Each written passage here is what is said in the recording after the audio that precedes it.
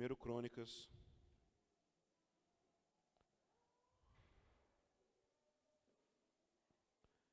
capítulo 12.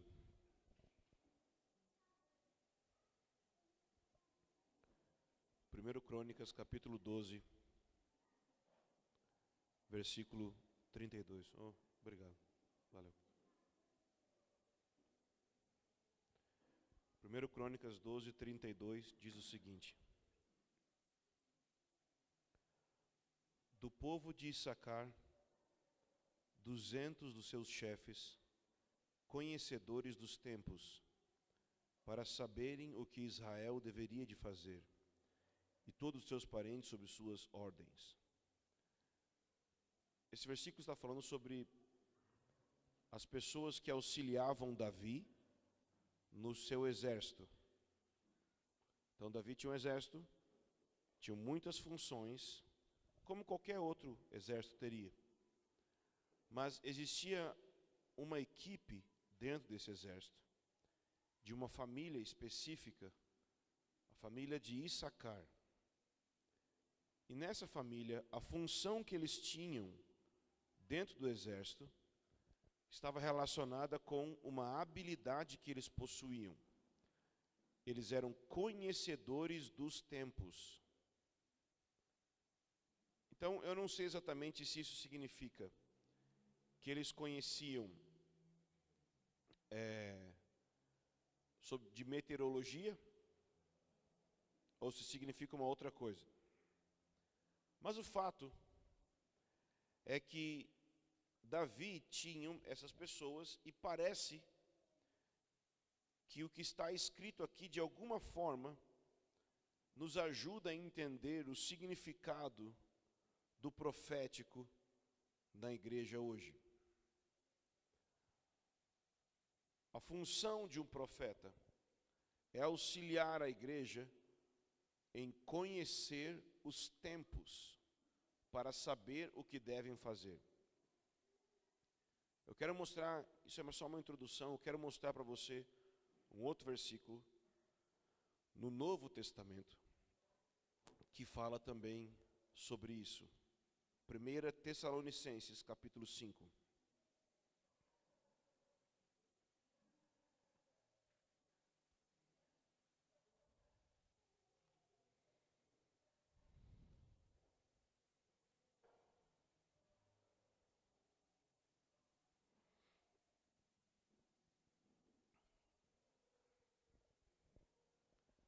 Diz assim, 1 Tessalonicenses 5. Irmãos, não é necessário que eu vos escreva acerca dos tempos e das épocas, tempos e estações. É interessante que, como é que está nessa versão aqui? Dos tempos e épocas. Olha que interessante. Paulo diz para uma igreja que ele, Paulo, não precisava escrever para aquela igreja nada sobre tempos e épocas. Tempos, cronos, épocas, kairos. Duas palavras importantes. Ele está dizendo, eu não preciso escrever para vocês. E o que ele vai continuar dizendo é porque você sabe muito bem que o dia do Senhor virá como um ladrão. Então ele vai falar sobre o dia do Senhor. Só quero apontar para o fato de que essa igreja sabia, conhecia muito bem tempos e épocas, estações.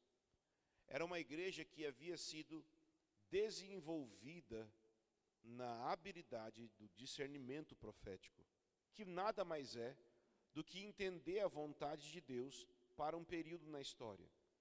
Às vezes pode ficar complicado essas terminologias todas. Significa simplesmente entender o que Deus está fazendo. Por exemplo, quando você olha para o Brasil e olha as crises financeiras que acontecem no Brasil, o que Deus está fazendo por detrás disso? Porque todos nós emitimos muitas opiniões. O que a gente acha certo, o que a gente acha errado.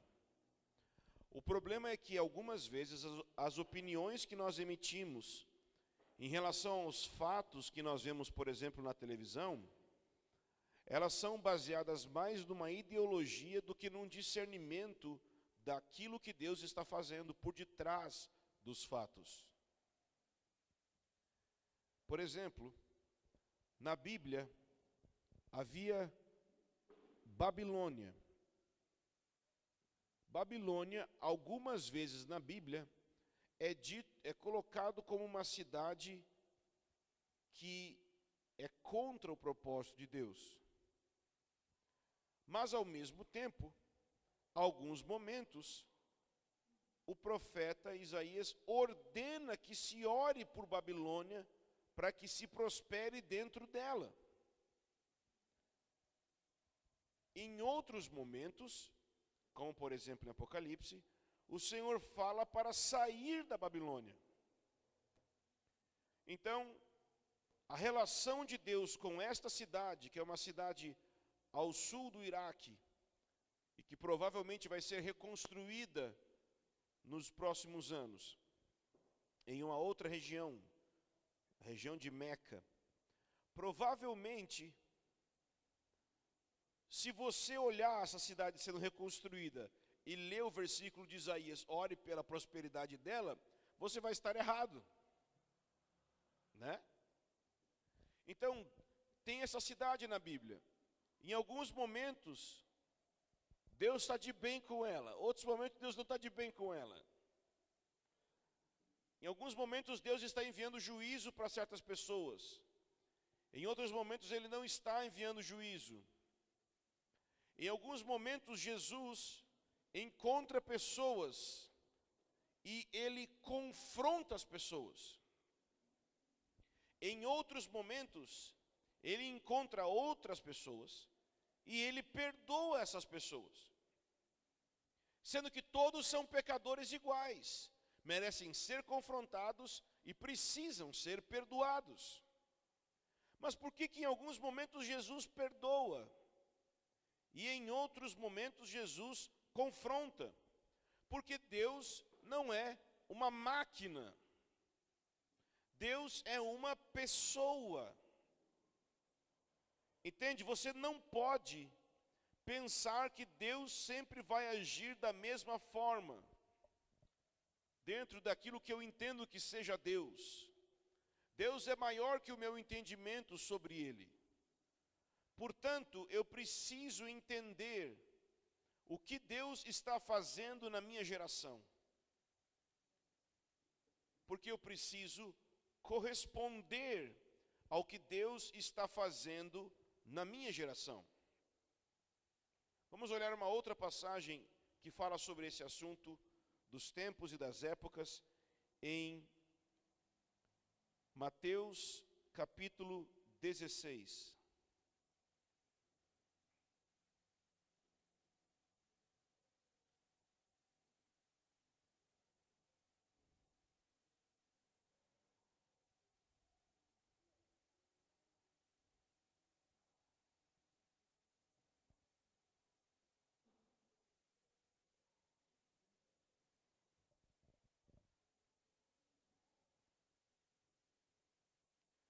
Mateus 16, versículo 1, diz assim: Então os fariseus e os saduceus aproximaram-se dele para colocá-lo à prova e pediram-lhe que lhe mostrasse algum sinal do céu. Mas ele lhes respondeu: Ao cair da tarde, dizeis que fará tempo bom, porque o céu está avermelhado. E pela manhã, dizeis, hoje haverá tempestade, porque o céu está um vermelho sombrio. Sabeis interpretar o aspecto do céu, e não podeis interpretar os sinais dos tempos?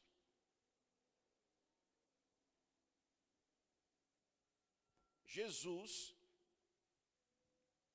não gostou do que eles estavam fazendo. Eles estavam numa atitude que eles não sabiam, ou melhor, eles sabiam, mas não queriam. Ele está falando assim, vocês não podem interpretar os sinais dos tempos? É claro que eles podiam, mas eles não estavam querendo fazer isso. Olha como é que Jesus diz. Quando você olha para o céu e ele está de um jeito que parece que vai chover, como é que você faz para saber que vai chover? A cor do céu. Se fica escuro, você pensa, vai chover. Quando à noite você olha, está estrelado, você pensa, vai fazer dia ensolarado amanhã. E Jesus compara você olhar para a criação e perceber esses sinais que a criação dá sobre como vai ser o clima e o tempo. Ele compara isso com entender o que Deus está fazendo na nossa geração. Ele chama de sinais dos tempos. A igreja, e no caso você, precisa interpretar os sinais dos tempos. Jesus tem essa expectativa que você faça isso. Vamos olhar aqui em Mateus 24.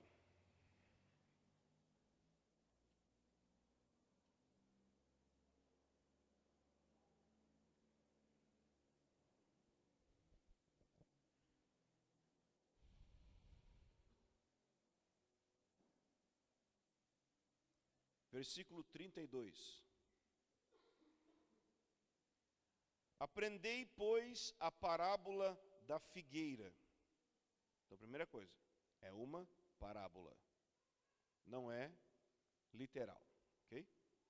Aprendei, pois, a parábola da figueira.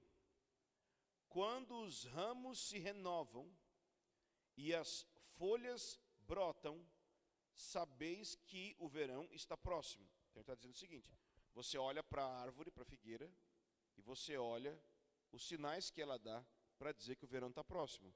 É igual a gente, isso aqui é no Oriente Médio, mas é igual a gente quando tem, por exemplo, nós temos frutas que são do verão, outras que são do inverno. Então você vai no supermercado e você tem aquela fruta para comprar. Quando você olha aquela fruta para comprar, é sinal que é inverno, é sinal que é verão, entende? Ou seja, aquele fruto, aquela fruta no supermercado é um sinal que uma estação mudou.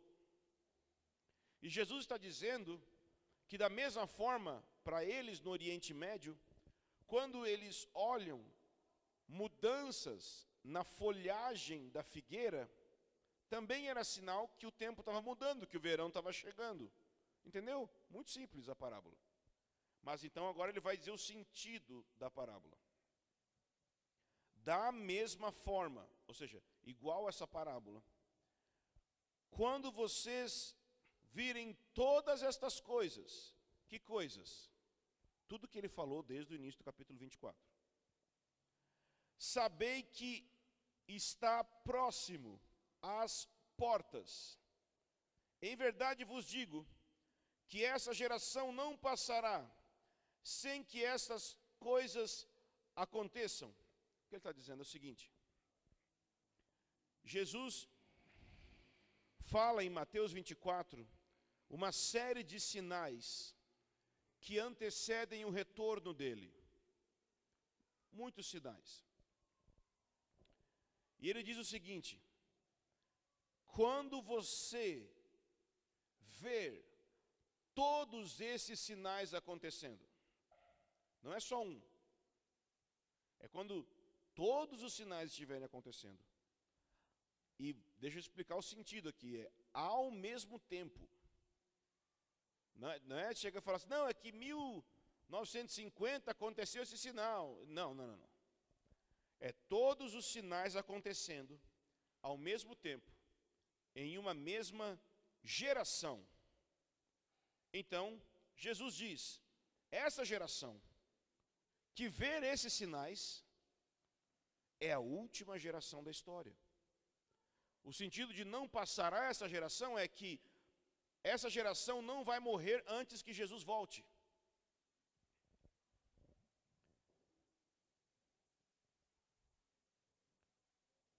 Você sabe quais sinais são?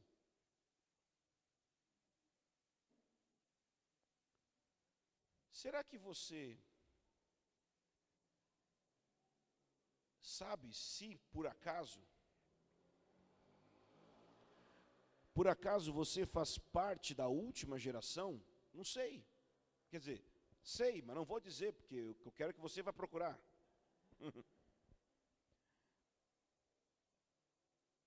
Você tem a responsabilidade de entender o plano de Deus. Então, muitas pessoas querem ser profetas, querem ser proféticas, mas a única coisa que elas conseguem, deixa eu tentar melhorar minha fala, deixa eu dizer exatamente o que eu estou querendo dizer. É o seguinte, tem muita gente que trabalha com profético no Brasil, ok? Ministérios proféticos, uma bênção. Mas todos esses, 99,999%, não entende nada do plano de Deus. Eles entendem sobre se mover profeticamente, unção do Espírito Santo, uma adoração ungida, maravilhoso. Trazem palavras muito boas, que ativam as pessoas, que conectam as pessoas com mais da presença de Deus. É maravilhoso. Eu fui influenciado por muitos desses irmãos. Mas acontece o seguinte: uma coisa é eu ter a unção e o mover, outra coisa é eu ter o entendimento do que Deus está fazendo. Eu preciso unir a unção com a compreensão do plano de Deus. Não é ou um ou outro. Ninguém vai ser semelhante aos filhos de Issacar e cooperar com a igreja para que ela saiba o que fazer, simplesmente orando e esperando receber uma palavra de Deus. Porque é isso que muitas pessoas pensam. Por exemplo, quando eu falo assim, você sabe se você é a última geração antes da volta de Jesus ou não? Sabe o que muitas pessoas ditas proféticas vão fazer? Elas vão orar e perguntar: Deus, somos a última geração ou não? Mas essa não é a atitude que deve ter. A atitude deve ser olhar nas Escrituras, porque as Escrituras dizem quais são as características da geração da volta de Jesus. Então a unção profética é extremamente necessária para profetizar para indivíduos, para abrir entendimentos, para tocar o coração das pessoas. Mas nós precisamos do que eu chamo de linha do tempo. Sabe como é que é a linha do tempo? Você vai traçando assim, linha do tempo, desde o início da sua vida, né? Você pode pensar assim, eu nasci nesse ano, aí eu entrei na escola com tantos anos, aí eu me formei no primeiro grau com tantos anos, no ensino médio com tantos anos. Você pode ir fazendo uma linha dos eventos da sua vida. Pois bem, assim como na sua vida, você pode fazer uma linha dos eventos.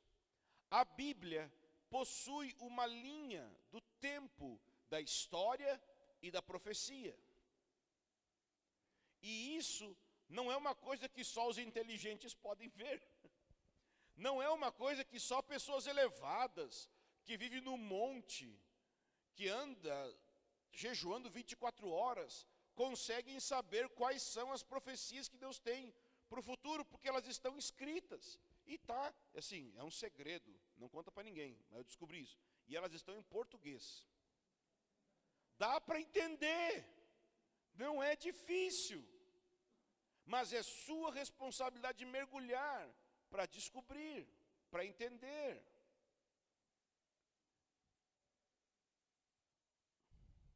Deixa eu ler um último versículo da minha introdução. Lucas capítulo 1.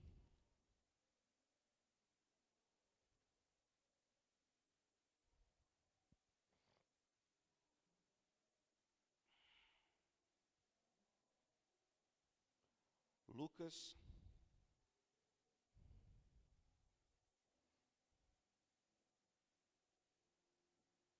capítulo 1,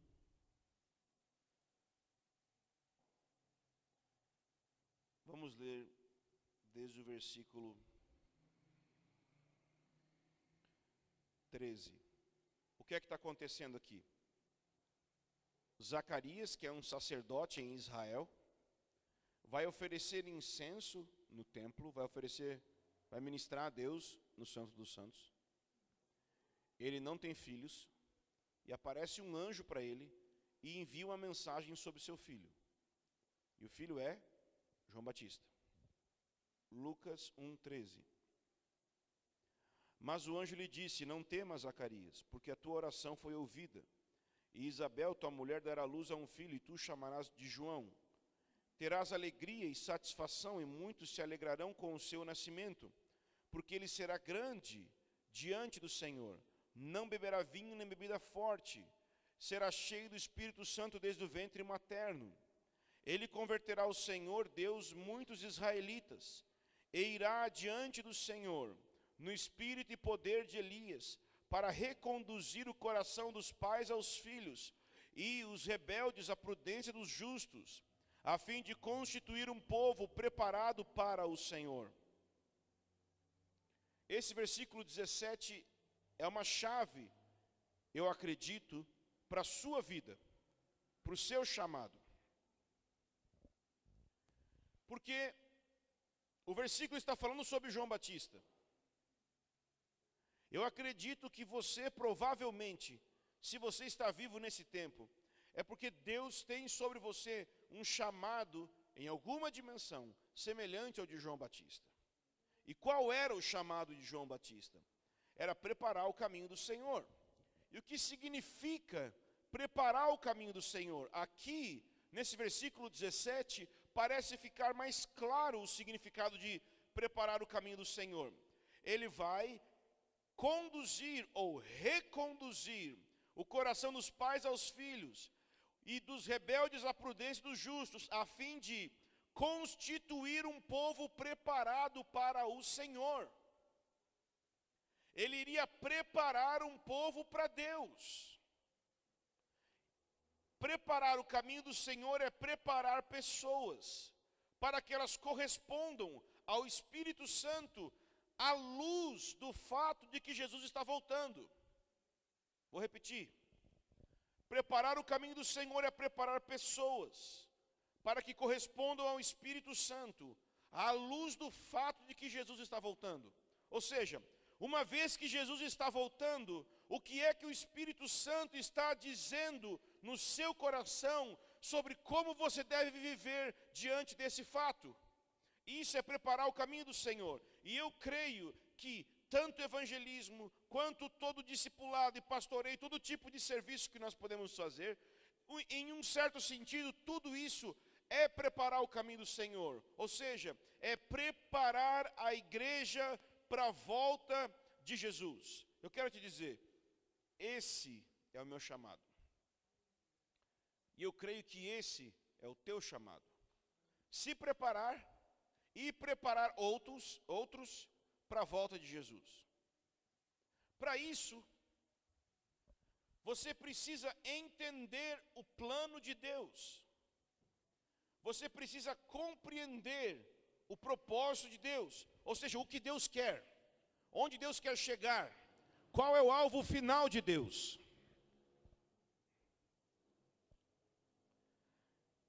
E por isso eu vou te dar agora uma chave espiritual. Com essa chave, você vai conseguir abrir toda a Escritura. Eu vou te dar uma chave que através dela você vai conseguir compreender a Bíblia inteira. Você vai fazer, todos os livros agora da Bíblia vão começar a ter conexão um com o outro para você. E não é porque eu vou te dar uma unção, é que eu vou te explicar uma coisa da Bíblia. Não é que eu vou meter a mão na sua cabeça, não. Portanto, você tem que ouvir bem o que eu vou falar. E prestar atenção. Então, vamos para Gênesis capítulo 12.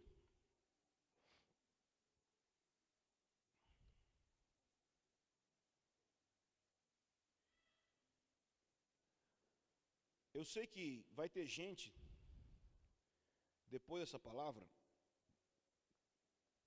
que vai querer mergulhar mais do que eu estou falando. Então, só para avisar, caso você pergunte, muito do que eu vou falar está baseado nesse material aqui, que a gente acabou de publicar, chama Único Rei.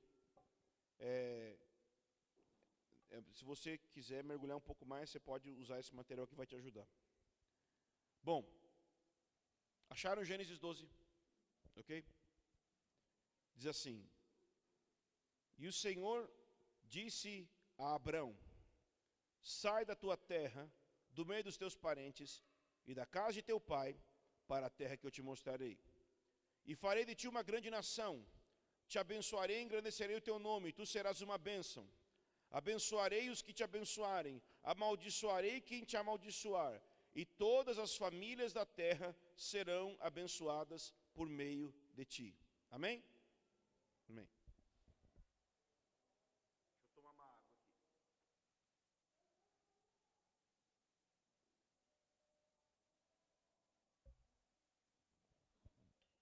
Pai, eu peço que o Senhor libere revelação do teu plano sobre nós agora.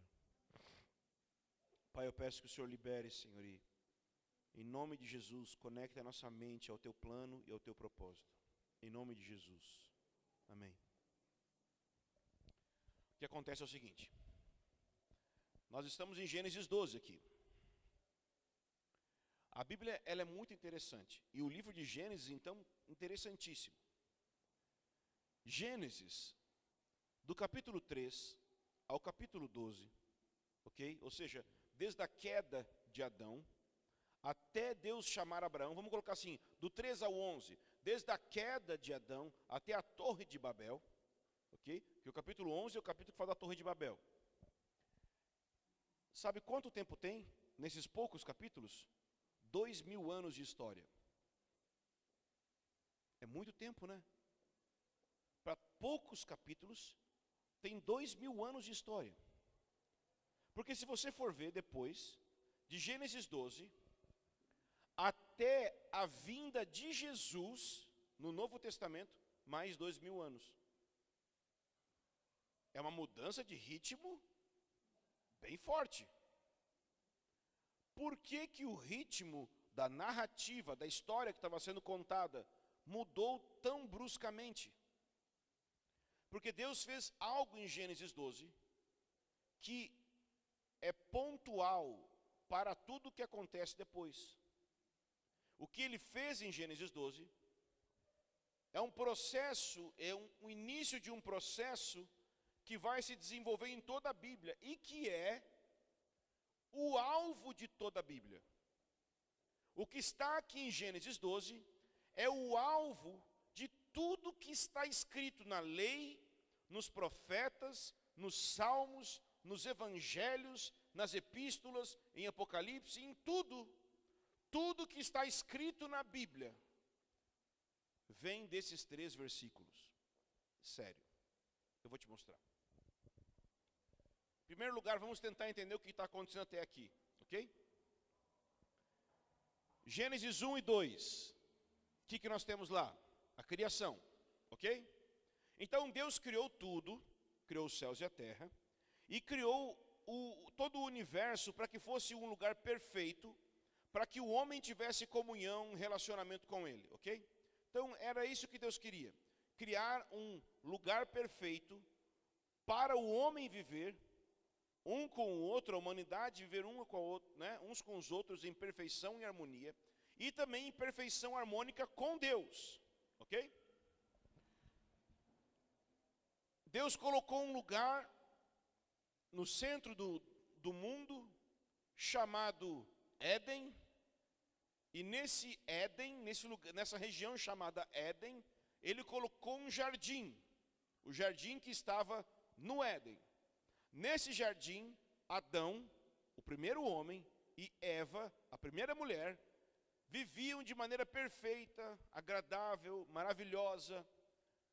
Deus pessoalmente visitava eles todos os dias, na mesma hora.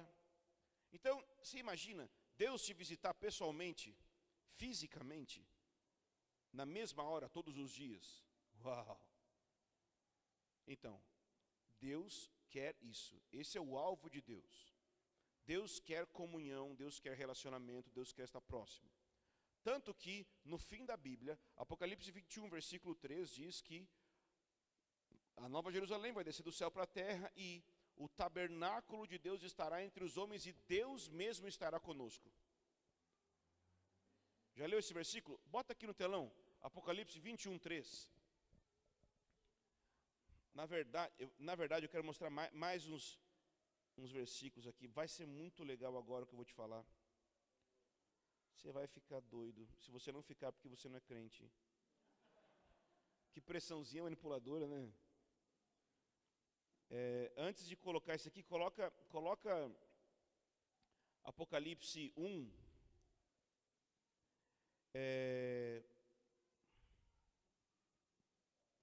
Versículo 7 e 8, Apocalipse 1, 7 e 8. Vamos começar com esse, depois eu vou para o Apocalipse. Olha só, ele começa dizendo assim, ó, eu sou... coloca o 7 primeiro, obrigado. Eis que vem com as nuvens. Quem que vem com as nuvens, irmãos? Jesus. E todo olho verá, até mesmo aquele que o transpassaram. E todas as tribos da terra se lamentarão sobre ele, sim e amém. Agora bota o 8. Eu sou o alfa e o ômega, diz o Senhor Deus, aquele que era, que é e que há de vir, o Todo-Poderoso. Quem está falando isso?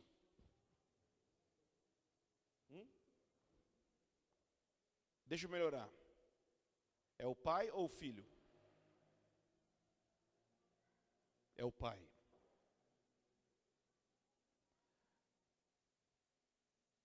Coloca Apocalipse 21, 3.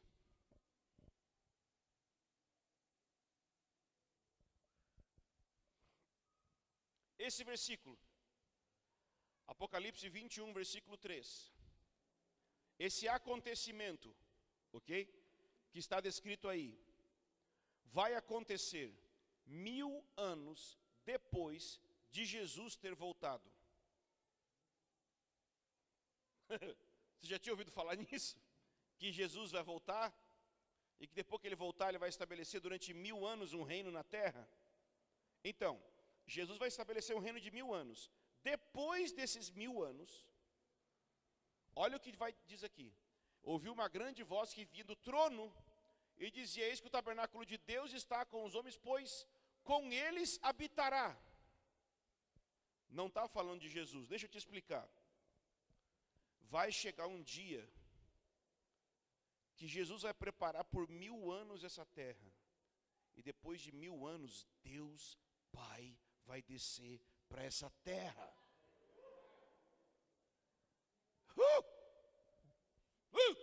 Esse é o plano de Deus. Ele vai descer. Não é a gente que ninguém vai morar no céu, não. Você vai morar no céu um pouquinho. Se você morre agora, você vai ficar lá com Jesus, graças a Deus. Ainda hoje estarás comigo no paraíso. Ele falou para o cara, tranquilo, o céu é uma bênção, mas um dia o céu vai descer para a terra. Mas o grande lance não é o céu descer para a terra, é que Deus que está no céu vai descer para a terra. Essa é a parte legal da coisa. Então, quando Deus criou o Éden, quando Deus criou o jardim do Éden, o que Adão iria fazer no jardim do Éden? A mesma coisa que Jesus vai fazer por 1000 anos, preparando a terra para Deus Pai descer. Adão iria... O jardim era só em um ponto da terra, ok? E Adão iria expandir esse jardim para toda a terra. E toda a terra iria se tornar um lugar de encontro e comunhão com Deus. Ok? Esse era o objetivo da vida de Adão. Criar esse lugar para a presença de Deus. Em toda a terra, óbvio, ele iria multiplicar. E os filhos dele iriam ajudar ele a fazer isso. E do que é que a Bíblia chama Jesus? De segundo Adão. Por que que Jesus é o segundo Adão? Porque ele vai estar na mesma posição de Adão. Adão tinha um trono na terra, você sabia disso? Abre aí, não sei porquê, era já para estar em Gênesis 12, mas vamos lá. Abre aí. Não, bota aqui. Não precisa abrir não, fica em Gênesis 12. O que mesmo? Salmo 115, 16, eu acho. Vai que eu estou errado, vou pagar mico agora. Vai aí, 115, 16. Nossa, espero que seja. Não, esse é um, né? 115, 16. Nossa. Acertei! Os céus são os céus do Senhor, mas a terra Ele deu aos filhos dos homens. Então é como se o reino de Deus fosse composto de dois tronos, um trono no céu e um trono na terra. O trono no céu era o trono de Adão. Nossa, eu vou falar agora tanta heresia para você. O trono no céu era o trono de Deus, o trono na terra era o trono de Adão. Ok? Adão era um governante da terra. Quando Jesus voltar, Jesus vai ocupar esse trono de Adão e vai restaurar a terra, ok? Conseguiu entender o plano de Deus, o propósito de Deus? Quero te contar uma outra coisa. Você acha que Satanás é imbecil? Burro? O que você acha? Ele tem um pouco de inteligência, né? E antes dele cair, será que ele era burro? Muito menos. Você não acha que é burrice tentar tomar o trono de Deus Pai? Tirar Deus do trono do universo? O universo não ia derreter? Tipo, tira Deus do trono, acaba tudo. Será que era isso que Lúcifer queria? Eu acho que não. Eu acho que ele queria o trono de Adão na terra. E é por isso que ele se tornou, como consequência disso, o quê? O Deus desse século. O Deus deste mundo. Lúcifer, Satanás, queria o trono de Adão na terra. E ele conseguiu. Em certo sentido, ele conseguiu. Ele domina agora esse mundo. A questão é que esse domínio vai passar para Jesus. Entende? Jesus já conquistou esse domínio. Quando ele morreu e ressuscitou, ele disse: toda autoridade me foi dada no céu e na terra. Mas ele não está exercendo essa autoridade ainda, porque se ele estivesse exercendo, você nem teria convertido. Porque se ele começasse a exercer essa autoridade quando ele morreu e ressuscitou, já teria matado todo mundo que estava contra ele, não ia ter ninguém para ser do povo dele. Ok? Então não. Ele está criando um povo para quando ele voltar, ele vai assumir o cargo. Sabe como é que é? Quando um prefeito é eleito, ou um governador é eleito, mas ele ainda não tomou posse, ele já foi eleito, ele vai receber de fato o cargo, mas ele não tomou posse. Jesus, Salmo 2, Deus escolheu o seu rei sobre o monte Sião, e é o seu próprio Messias. Então, já foi determinado quem vai governar o universo. Jesus. Ele vai fazer isso quando voltar. Esse é o plano de Deus, ok? Beleza. Agora, como que isso vai acontecer? É isso que vai acontecer no fim. Como? Vamos para Gênesis 12 agora. Desde o início, a história vem sendo contada. Deus criou um mundo perfeito, mas houve a queda. Adão caiu. Na minha opinião, é nesse momento, Gênesis 13, que também Satanás caiu. Para mim, a queda de Adão, Eva e Satanás aconteceu na mesma hora. Assim diz eu.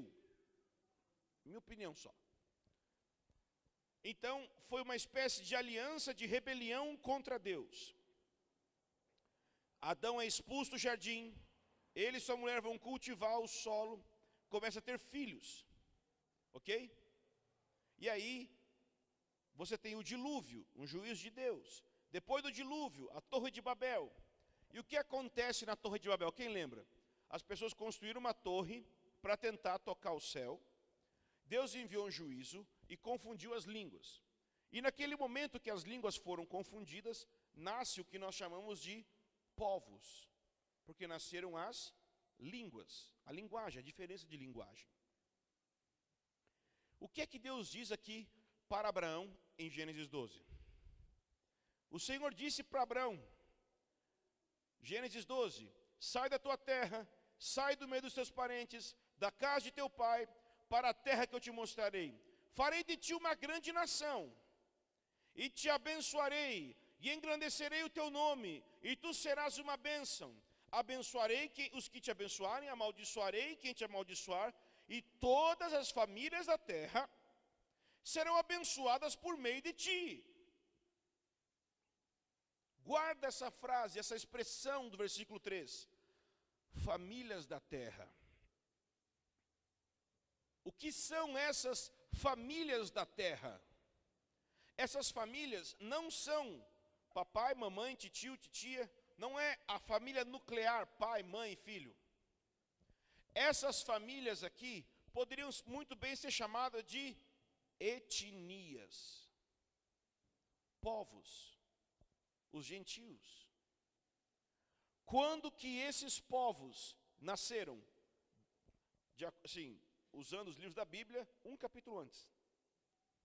O que é que Deus está dizendo para Abrão? Sabe esses povos que acabaram de nascer?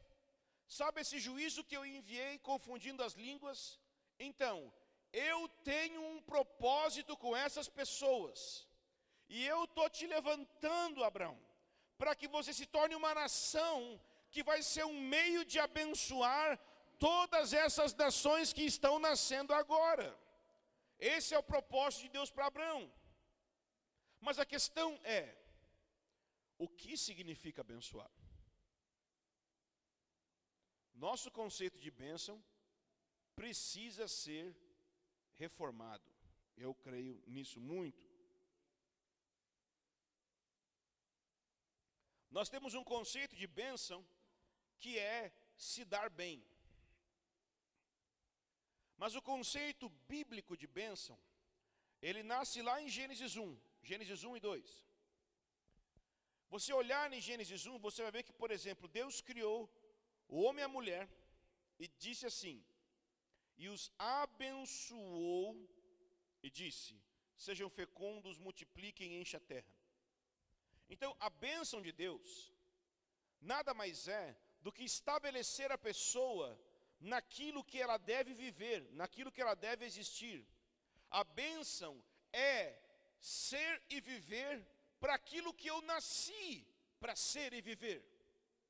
A maldição é estar fora do sentido da vida, fora da posição que eu deveria de estar, a posição para a qual eu nasci. E é por isso que quando Adão peca, a pergunta que Deus faz para Adão é qual?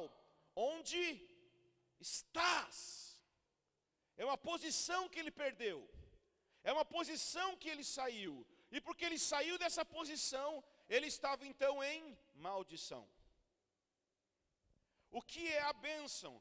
A bênção aqui de Deus, por meio de Abraão, é tirar esses povos dessa posição de maldição, de não estarem em comunhão com Deus, de não estarem em relacionamento com Deus, e colocá-los de volta. Ou seja, é ajustar os relacionamentos, entende? Também conhecido como salvação. Essa expressão, abençoar as famílias da terra, é a mesma coisa que salvar todas as etnias do mundo. Um dia, todos os povos, tribos, línguas, nações vão ser salvos e vão estar diante de Deus, adorando a Ele. Um dia, todo o ser humano que vive nesta terra vai ser santo. Deus vai salvar todos. Não estou falando de universalismo, ok? Vai ter muita gente no inferno. Mas vai chegar um dia em que aqueles que estiverem vivos na terra serão somente santos, ok? Não vai ter Coríntios, desculpa, estou brincando. Então, veja só a frase. Em ti serão benditas todas as famílias da terra. Coloca aí, Gálatas 3:8. Gálatas 3:8. Eu quero mostrar para você um mistério. Mistério, não é mistério nenhum, está bem claro, a gente que não lê a Bíblia. Ora, a Escritura prevendo que Deus havia de justificar pela fé os gentios, anunciou previamente a boa nova a Abraão, dizendo: em ti serão abençoadas todas as nações. Preste atenção no que está acontecendo aqui. Primeiro, o que significa justificar? Significa passar a considerar justo, que nada mais é do que colocar numa posição correta. As nações, naquele momento, por causa da Torre de Babel, estavam numa posição incorreta, fora da posição que Deus queria. E Paulo, dizendo a Escritura, diz que Deus iria colocar os gentios. Quem são os gentios? Todas as etnias da terra. Deus iria colocar eles na posição correta. Por que Deus iria fazer isso? Deus anunciou algo para Abraão. O que é que Deus anunciou para Abraão previamente? Olha aí. Olha o que diz depois de previamente. Deus anunciou o quê? Boa. Sabe o que está escrito em grego? Evangelho. Deus anunciou o evangelho para... Inclusive algumas traduções trazem evangelho. Alguém tem alguma tradução que escrito evangelho aí? A sua está assim? Então, Deus pregou o evangelho para Abraão. A gente pensa o quê? Que evangelho começou lá em Mateus. Inclusive, quando eu ensino em alguns lugares, as pessoas me perguntam assim: mas como é que as pessoas eram salvas antes de Jesus vir? Do mesmo jeito que depois, pela fé. É assim. Nunca mudou o plano de Deus, é o mesmo.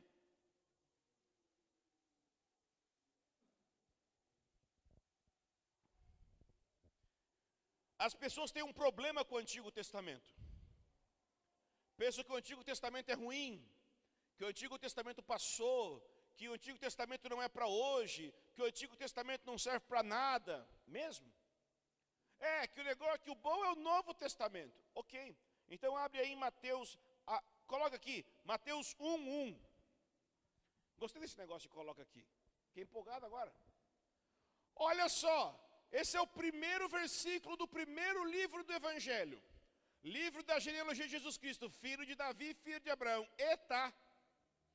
Se eu não entendo Abraão, se eu não entendo Davi, eu não entendo Jesus. E ele é filho, vem a partir de, ou seja, a realidade de quem Jesus nasce no contexto de entender quem foi Abraão, quem foi Davi. Se eu não leio o Antigo Testamento, eu não entendo nada do plano de Deus, não importa o quanto eu profetize por aí. A profecia maior eu não entendo. A profecia central, a Bíblia, eu não entendo. O Antigo Testamento ainda vale, querido. O que não vale é a aliança da lei. Existe uma diferença entre Antigo Testamento e a aliança da lei. Ok? A aliança da lei, coloca aí Gálatas 3, versículo 17. A aliança da lei foi feita 430 anos mais tarde, depois que Abraão recebeu a promessa. 17. E digo isso, ao testamento anteriormente confirmado por Deus, a lei que veio 430 anos depois, não invalida de forma a tornar inoperante a promessa, ou seja, a promessa que Deus fez para Abraão, ok? Foi feita 430 anos antes da lei ser dada. E essa promessa que Deus fez para Abraão continua valendo. Deus ainda quer salvar todos os povos. Deus ainda quer justificar todas as pessoas, endireitar os relacionamentos com Ele. Mas agora, vamos voltar para Gênesis 12. Eu tenho um segredo para te mostrar ali, que é o segredo que vai te ajudar a entender toda a Bíblia. Você está vendo que eu estou indo de um lado para o outro na Bíblia? Porque esse assunto está ligado com tudo. Gênesis 12, vamos lá, volta lá.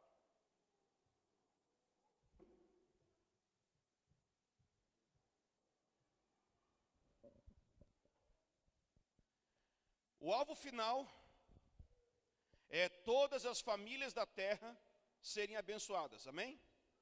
E o que significa famílias da terra? Os povos. E o que significa abençoadas? Salvação. Ser salvo. Então Deus quer salvar todos. Esse é o alvo final dele, amém? Deu para entender isso? Mas agora a gente precisa entender como Deus vai fazer isso. Qual o processo de Deus para fazer isso? E esse processo está descrito aqui em Gênesis 12, 1 e 2. Então, olha só. O Senhor disse para Abrão: sai da tua terra, do meio dos teus parentes, da casa de teus pais, para a terra que eu te mostrarei. Farei de ti uma grande nação, te abençoarei, engrandecerei teu nome, tu serás uma bênção. Abençoarei quem te abençoar, amaldiçoarei quem te amaldiçoar, e todas as famílias da terra serão abençoadas por meio de ti. Viu? Não, não viu. Mas eu vou te mostrar. O versículo 3 é o resultado. O versículo 1 e 2 é o processo. E esses três versículos formam uma única realidade chamada a promessa. A promessa é o assunto central da Bíblia, desde aqui de Gênesis até Apocalipse. Deus tem uma única promessa. E essa promessa vai se desenvolvendo na Bíblia inteira. Essa promessa tem 3 dimensões. O versículo 1 mostra a primeira dimensão, o versículo 2 mostra a segunda, e o versículo 3 mostra a terceira dimensão. Versículo 1, primeira dimensão da promessa de Deus. O Senhor disse para Abraão: sai da tua, o quê? Terra, do meio dos teus parentes, da casa de teu pai, e vai para a terra que eu te mostrarei. Então, o primeiro elemento, a primeira dimensão da promessa de Deus é a terra. Repete isso comigo, terra. Só para ficar, terra, só para ficar na sua cabeça. Deus quer uma terra. Deus não quer só ficar no céu. Deus quer uma terra.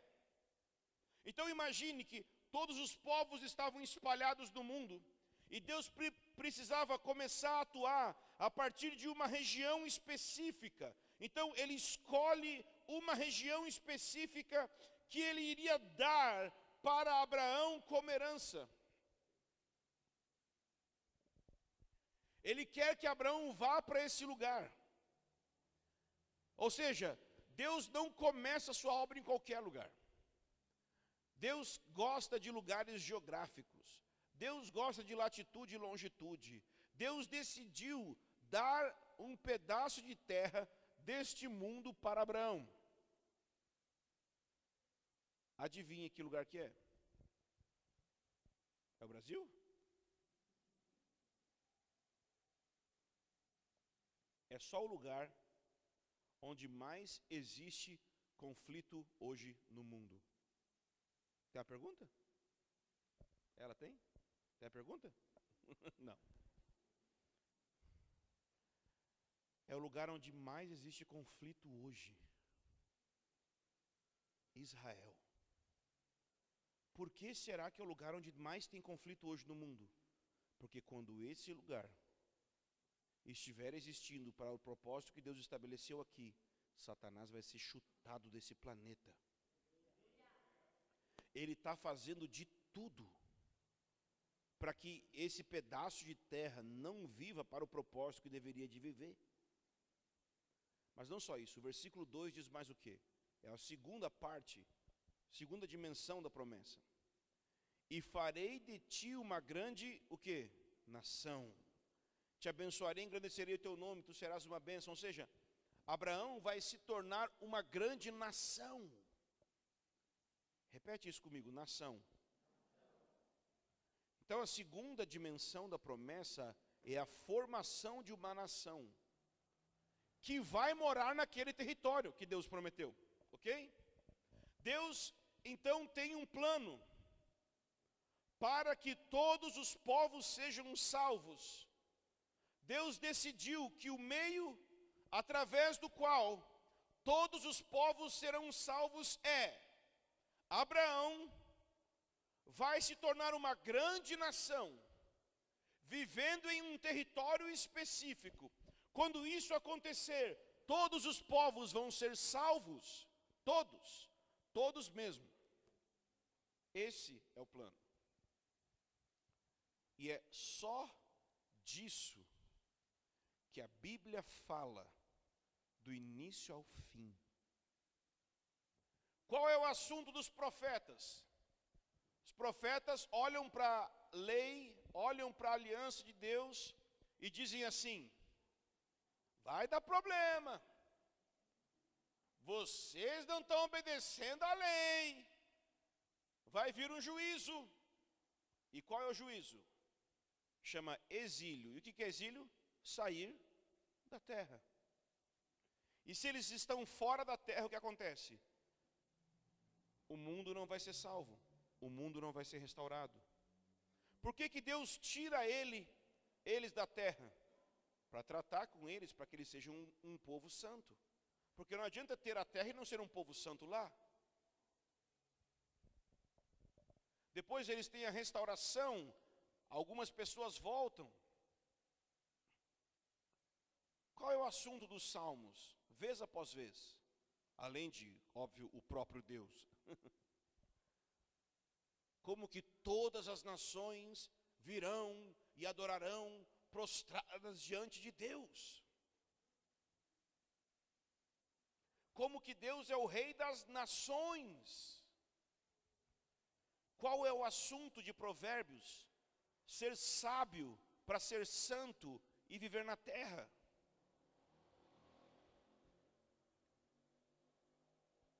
Toda a Bíblia fala sobre isso. Esse é o assunto central da Bíblia. É a promessa. E a promessa se divide em 3 partes: uma terra, uma nação e uma bênção. E estão misturados esses assuntos na Bíblia inteira.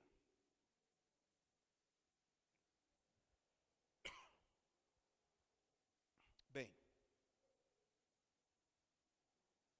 a pergunta que fica é a seguinte: Deus cumpriu essa promessa que fez para Abraão?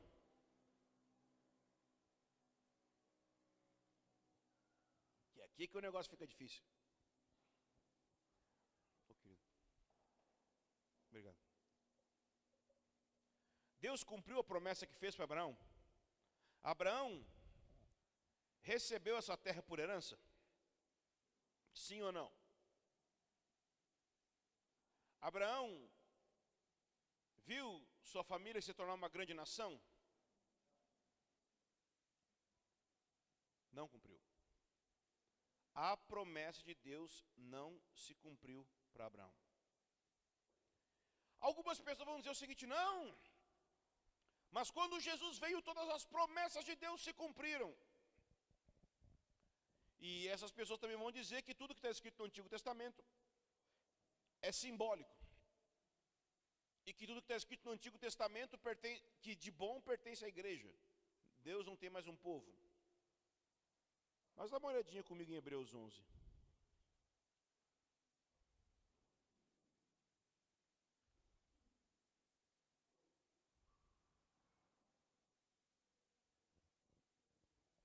Hebreus 11.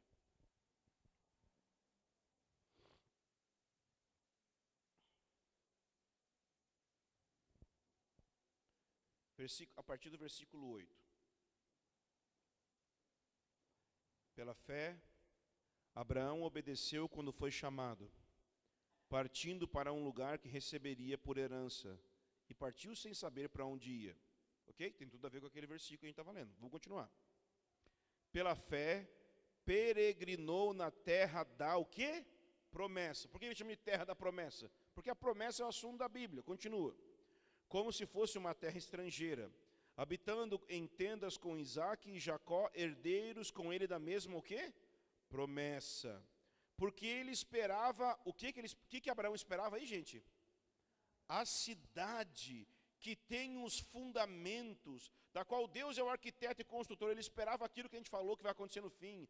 Essa cidade que vai descer com Deus dentro dela.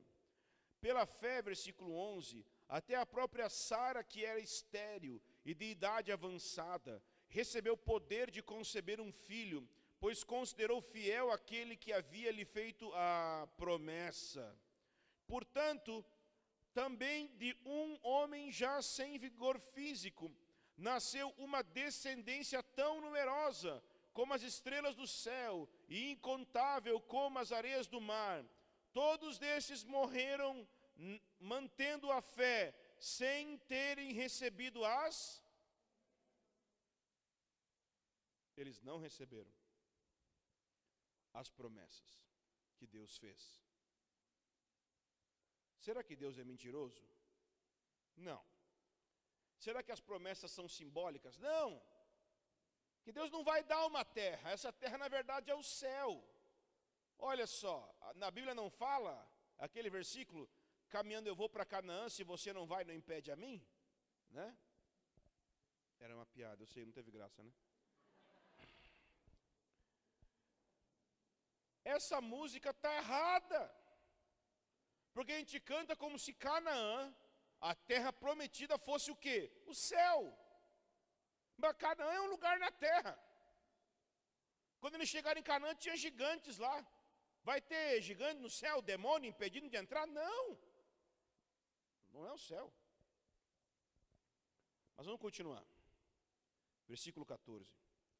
Os que dizem tais coisas mostram que estão buscando uma pátria. Se tivessem se lembrado da pátria de onde saíram, teriam oportunidade de voltar. Mas agora almejam uma pátria melhor, isso é, a celestial. Por isso também Deus não se envergonha deles, nem de ser chamado seu Deus, pois já lhe preparou uma cidade.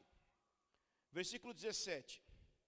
Pela fé, Abraão, quando provado, ofereceu Isaque para ser sacrificado.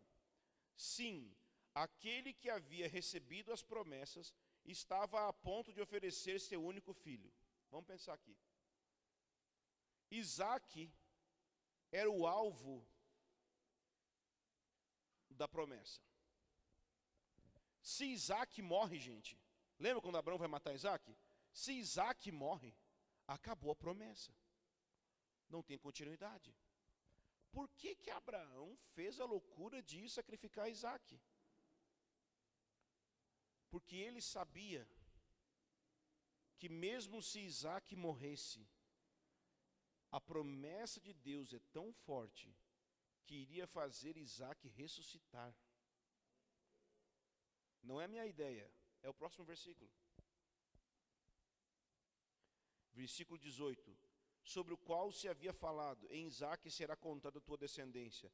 Ele considerou que Deus era poderoso até para ressuscitar dos mortos, e assim também simbolicamente o recuperou. Ele considerou isso mesmo. Ou seja, Abraão cria na doutrina da ressurreição dos mortos. Mas qual era o fundamento da doutrina da ressurreição dos mortos? A promessa que Deus fez para ele de receber uma terra. Olha o versículo 39.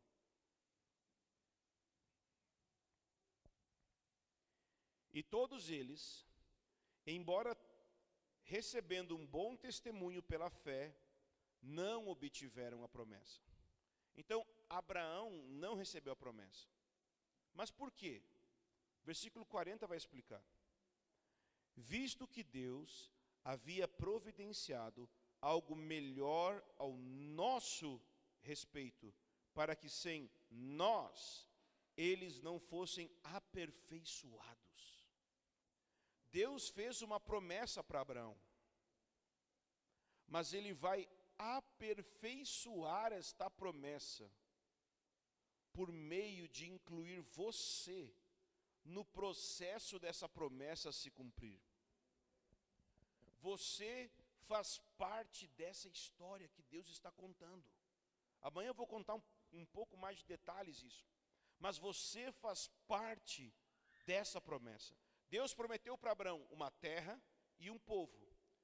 E quando a família de Abraão fosse uma nação santa, um povo santo, vivendo nesta terra, todas as nações da terra seriam abençoadas. Mas de alguma forma isso não aconteceu. Por algum motivo, Israel não recebeu Jesus quando ele veio. Já parou para pensar nisso? Porque Deus tinha pensado uma coisa melhor, que é, Ele vai aperfeiçoar esta promessa por meio de incluir você nesse povo que Deus disse para Abraão que iria levantar. Por isso que a Bíblia diz que nós somos coparticipantes da promessa divina. Que promessa é essa? A restauração do mundo, a restauração do jardim do Éden na terra. Por meio do quê? Efésios 3:6, do Evangelho. Nós somos coparticipantes por meio do Evangelho. Vamos terminar com isso, com Efésios 3:6. Coloca lá para mim.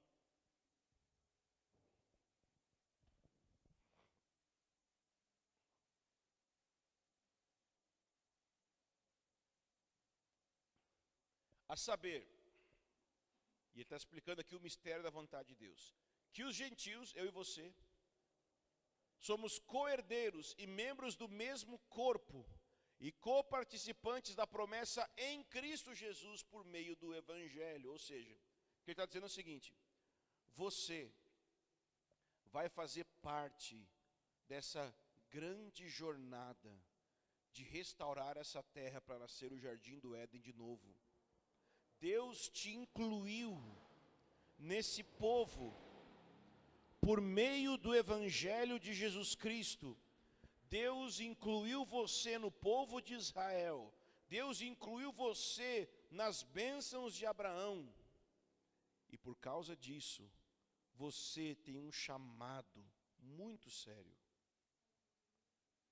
Que chamado é esse? Amanhã eu vou explicar bem esse chamado. Mas basicamente é o seguinte: o povo de Abraão, que deveria de ser santo, não foi santo.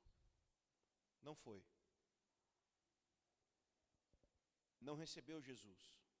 Não amou Jesus quando Jesus veio na primeira vinda. Eu disse que era o último versículo, mas na verdade eu menti. Não menti não, só me veio outro na mente agora. O Romanos 11...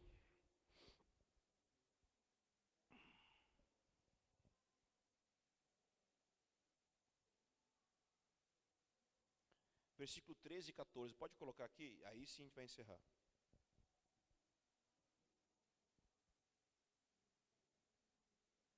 Mas é a vós, gentios, que falo. Então Paulo está falando com a gente, ok? E porquanto sou apóstolo dos gentios, glorifico o meu ministério. Quero fazer do meu ministério a melhor coisa possível. Próximo versículo. Para ver se de algum modo posso incitar a emulação. Jesus salve vocês com uma nova versão de Bíblia. Incitar a emulação dos da minha raça e salvar algum deles. O que é emulação, gente? Ciúmes. Paulo quer que o seu povo, Israel, sinta ciúmes de nós. Como que Israel vai sentir ciúmes de nós?